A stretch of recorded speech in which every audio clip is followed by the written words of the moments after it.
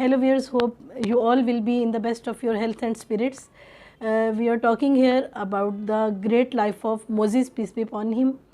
We will start from where we stopped in our previous lecture. Pharaoh was now a defeated person. Actually, all his magicians were converted to believers. Moses got victory in the competition of magicians, and he, in his anger, gave severe punishment to magicians. He killed their hands and feet from opposite sides, and he hung all their bodies along with trunks of palm trees, so that all people may not follow the suit, so that all people must know that they had not to act upon or not to listen the words of Moses, peace be upon him. Anyone who talked in favor of Moses was imprisoned and bitterly punished. And he came to his palace and called his minister Haman and asked him, am I a liar or Haman? Who is liar?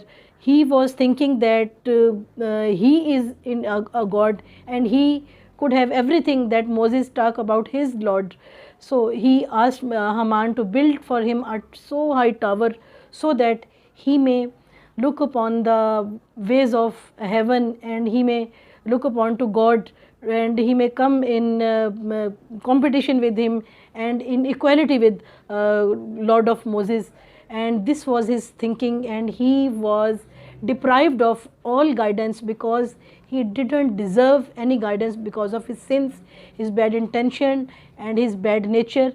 Therefore, God did not guide him, and he remained ignorant in spite of looking to all the signs of God, the staff that turned into serpent and the shining white hand that Moses showed to him when he came out his hand from his bosom. It was shining white without any stain.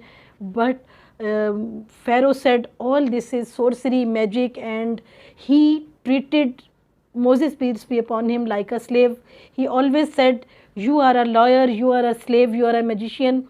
He just thought in a negative way only because of his arrogance. So if one is arrogant, all the guidance is concealed, and he doesn't then deserve for the blessings of Allah, and Allah deprive him of all the great things and his mercy. Then what happened? One day he summoned Moses, peace be upon him, with an intention to kill him. All his ministers were agreed upon this thing, but one man who was relative of Pharaoh opposed it, and he gracefully he stood up and he talked in favor of Moses, peace be upon him. He said, Moses says that his God is his Lord, and he had given you proofs and signs, and only this is the sin. If it is a sin, then he will deserve the reward, and if he is a liar, then his sin will be upon him. But if Moses is true, then the calamity with which he threatens will befall upon all of us. So he tried to convince Pharaoh and all the ministers that they should not kill Moses, because they had no proof that Moses is a liar or he is doing wrong. But no one got convinced by that man. Instead, they decided to kill that man, but God saved him and he was not killed by him. Now Pharaoh was very angry. His cruelty increased much more than before. He ordered more killing, more raping, more robbing of the people, and all the people were too much scared by what is happening.